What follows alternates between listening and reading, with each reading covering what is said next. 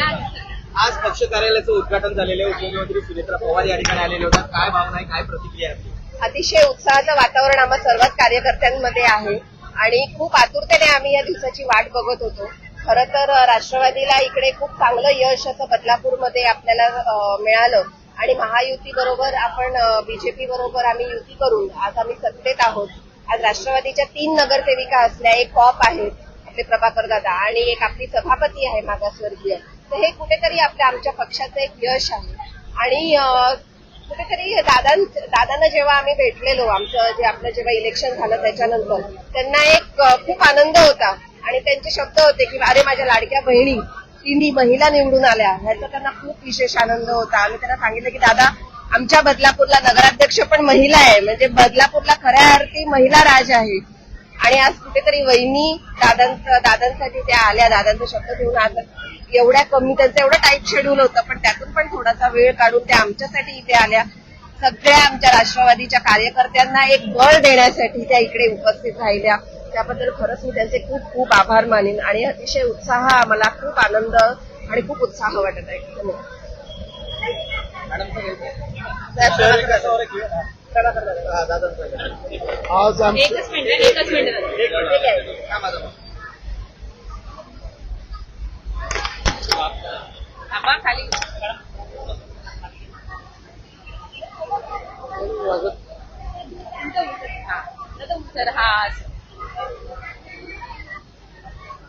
आज आमच्या राष्ट्रवादी मध्यवर्ती सदनाचे उद्घाटन महाराष्ट्र राज्याच्या उपमुख्यमंत्री सुनेत्रा पवार यांच्या हस्ते झाले.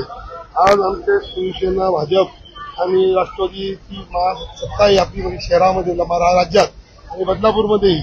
आणि डबल इंजिनचं हे सरकार आहे आणि बदलापूरच्या विकासासाठी आम्हाला 3 आणि नगराध्यक्ष, उपनगराध्यक्ष दोन्ही महिला आहेत आणि काही आमच्या उपमुख्यमंत्री याही महिला आहेत. आणि आमच्या बदलापूर शहर विकासाचे काही विषय होते त्या संदर्भात आम्ही दोन्ही उपाध्यक्ष आणि नगराध्यक्षांनी जे निवेदन दिलेत त्याचा नक्कीच आम्हाला कुठेतरी फायदा होईल आणि महाराष्ट्र राज्याचे उपमुख्यमंत्री म्हणून काही आमच्या शहराला मदत करतील. आणि आज आमच्या पक्षाचं ओपनिंग झाल्याबद्दल, काही इथं आल्याबद्दल आमच्या राष्ट्रवादीचे कार्यकर्ते खूप आनंदी आहेत आणि याच्यापुढे असंच पक्ष आम्ही वाढवण्याचा प्रयत्न करू. शहर विकासासंदर्भात काही चर्चा झाली का? आज उपमुख्यमंत्री आलेले होते आपल्या शहरात. चर्चा एकदम थोडक्यात झालीय.